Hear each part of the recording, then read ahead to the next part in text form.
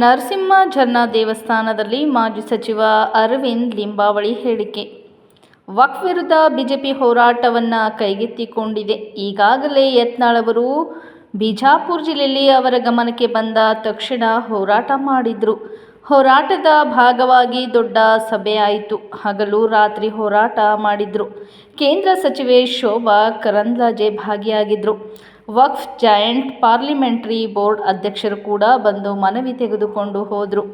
ನಮಗೆ ಮಾಹಿತಿ ಕೇಳಿಸುವಂತೆ ಸೂಚಿಸಿದರು. ಕೇವಲ ಮಾಹಿತಿ ಮಾತ್ರವಲ್ಲ, ಜನಜಾಗೃತಿ ಕೂಡ ಮಾಡ್ತಿದ್ದೇವೆ. ಇಂದು ಧರ್ಮಪುರ ಹಾಗೂ ಚಟ್ನಹಳ್ಳಿಗೆ ಭೇಟಿ ಕೊಡ್ತಿದ್ದೇವೆ. ವಾರ್ ರೂಮ್ ಬಂದ ತಕ್ಷಣ ಜನಜಾಗೃತಿ ಮಾಡುತ್ತಿದ್ದೇವೆ. ಎಲ್ಲರೂ ಭಾಗವಹಿಸಲು ಬೀದರ್ನಿಂದ ನರಸಿಂಹ ಝರ್ನಾ ದೇವಸ್ಥಾನಕ್ಕೆ ಭೇಟಿ ನೀಡಿ ಆರಂಭ ಮಾಡ್ತಿದ್ದೇವೆ. ಯತ್ನಾಳ್, ರಮೇಶ್ ಜಾರಕಿಹೊಳಿ, ಜಿ.ಎಂ. ಸಿದ್ದೇಶ್ವರ್, ಬಿ.ಪಿ. ಹರೀಶ್, ಜೆಡಿಎಸ್ ನಾಯಕ ಎನ್.ಆರ್. ಸಂತೋಷ್ ಇದ್ದಾರೆ. ಈಶ್ವರ್ ಸಿಂಗ್ ಠಾಕೂರ್ ಅವರು ಸ್ಥಳೀಯವಾಗಿ ನಾಯಕತ್ವ ವಹಿಸಿದ್ದಾರೆ. ಅವರು ಸ್ಥಳೀಯವಾಗಿ ಹೋರಾಟ ಮಾಡಿದ್ದಾರೆ.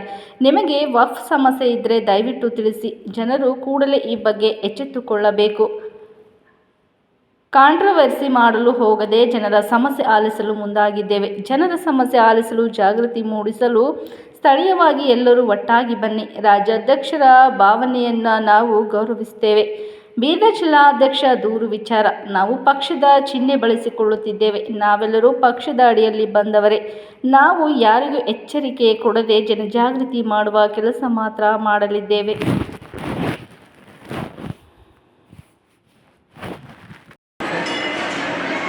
ಹೋರಾಟವನ್ನು ಕೈ ತಗೊಂಡಿದೆ. ಈಗಾಗಲೇ ಸನ್ಮಾನ್ಯ ಬಸನಗೌಡ ಪಾಟೀಲ್ ಯತ್ನಾಳ್ ಬಿಜಾಪುರ ಜಿಲ್ಲೆಯಲ್ಲಿ ಈ ವಿಷಯ ಗಮನಕ್ಕೆ ಬಂದ ತಕ್ಷಣವೇ ಅವ್ರ ಗಮನಕ್ಕೆ ಬಂದ ತಕ್ಷಣ ಹೋರಾಟವನ್ನು ಪ್ರಾರಂಭ ಮಾಡಿದರು.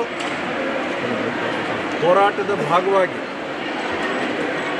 ದೊಡ್ಡ ಸಭೆಗಳು ಆಯಿತು. ಹಗಲು ರಾತ್ರಿ ಧರಣಿ ಮಾಡಿದರು. ಕೇಂದ್ರ ಸಚಿವರಾದಂಥ ಪ್ರಹ್ಲಾದ್ ಜೋಶಿಯವರು, ಶೋಭಾ ಕರಂದ್ಲಾಜೆ ಅವರು ಬಂದು ಭಾಗವಹಿಸಿದರು. ಹಾಗೆಯೇ ವಕ್ಫ್ ಬಗ್ಗೆ ರಚಿಸಲಾಗಿರ್ತಕ್ಕಂಥ ಜಾಯಿಂಟ್ ಪಾರ್ಲಿಮೆಂಟರಿ ಕಮಿಟಿಯ ಅಧ್ಯಕ್ಷರು, ಸದಸ್ಯರು ಕೂಡ ಭೇಟಿ ಮಾಡಿ ಎಲ್ಲ ಮಾಹಿತಿಗಳನ್ನು ತೆಗೆದುಕೊಂಡು ಹೋಗಿದ್ದಾರೆ. ಹಾಗೆಯೇ ಒಂದು ಸಲಹೆನೂ ಅವರು ಕೊಟ್ಟಿದ್ದರು ಯತ್ನಾಳ್ ಅವರಿಗೆ. ರಾಜ್ಯಾದ್ಯಂತ ಈ ರೀತಿಯ ಪ್ರಕರಣಗಳು ಎಲ್ಲೆಲ್ಲಿದೆ, ನೀವು ಮಾಹಿತಿಗಳನ್ನು ಸಂಗ್ರಹ ಮಾಡಿ ಕಳಿಸ್ಕೊಡಿ ಅಂತ. ನಾವು ಬರೀ ಮಾಹಿತಿ ಸಂಗ್ರಹ ಮಾಡೋದಷ್ಟೇ ಅಲ್ಲ, ಜನಜಾಗೃತಿನೂ ಮಾಡಬೇಕು ಅಂತ ಹೇಳಿ ತೀರ್ಮಾನ ಮಾಡಿ ಈಗಾಗಲೇ BJP ಹೋರಾಟವನ್ನು ಶುರು ಮಾಡಿದೆ.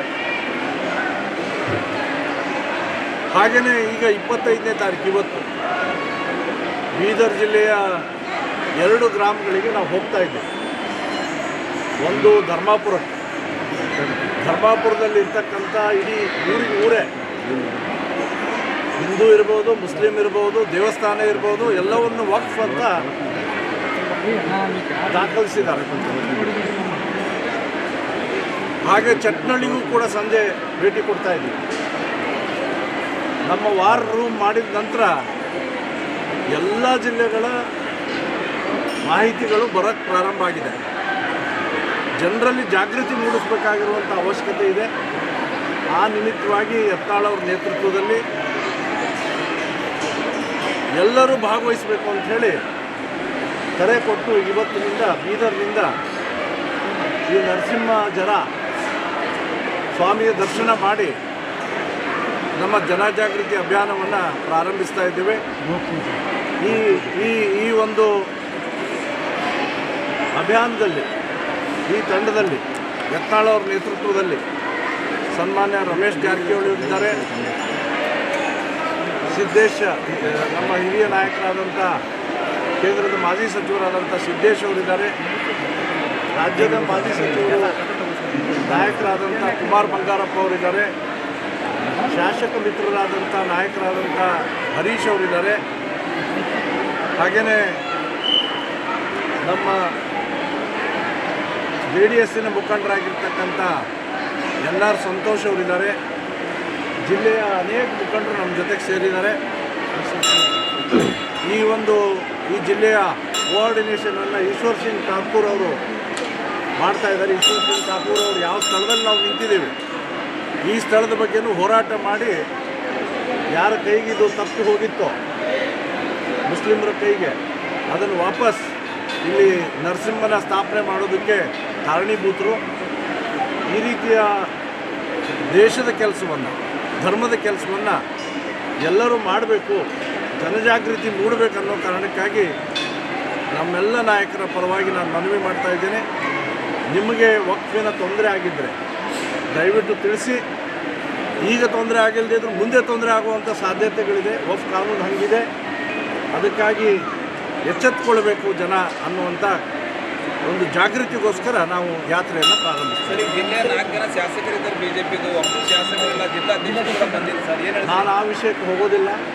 ಇದು ಭಾಳ ಮುಖ್ಯವಾಗಿ ಜನಜಾಗೃತಿ ಮಾಡಬೇಕಾಗಿರುವಂಥದ್ದು ಹೇಳಿ. ಆ ವಿಷಯಕ್ಕೆ ನಾನು ಕಾಂಟ್ರವರ್ಸಿಗೆ ಹೋಗೋದಿಲ್ಲ. ದಯವಿಟ್ಟು ತಮಗೂ ವಿನಂತಿ ಮಾಡ್ಕೊಂಡು ಕೇಳಿ ನನ್ನ ಪ್ರಶ್ನೆ ಉತ್ತರ. ತಮಗೂ ವಿನಂತಿ ಇಷ್ಟೇ, ನಂದು ಇದೊಂದು ದೊಡ್ಡ ಪಿಡುಗು. ಇದು ಅನೇಕ ವರ್ಷಗಳಿಂದ ಜನ ತೊಂದರೆಯಲ್ಲಿದ್ದಾರೆ. ಅದಕ್ಕಾಗಿ ನಾವು ಶಾಸಕರಿರ್ಬೋದು, ಮಾಜಿ ಶಾಸಕರಿರ್ಬೋದು, ಮಾಜಿ ಮಂತ್ರಿಗಳಿರ್ಬೋದು, ಜನನಾಯಕರಿರ್ಬೋದು, ಅವರವರ ಕ್ಷೇತ್ರದಲ್ಲಿ ನಮ್ಮ ಜೊತೆಗೆ ಅವರೇ ಸ್ವಂತವಾಗಿ ಯಾರಾದರೂ ಇದನ್ನು ಹೋರಾಟ ಮಾಡಲಿ ಅನ್ನುವಂಥ ಸಲಹೆ ನಂದು. ಅದಕ್ಕೋಸ್ಕರ ಜಾಗೃತಿ ಬಗ್ಗೆ ದಯವಿಟ್ಟು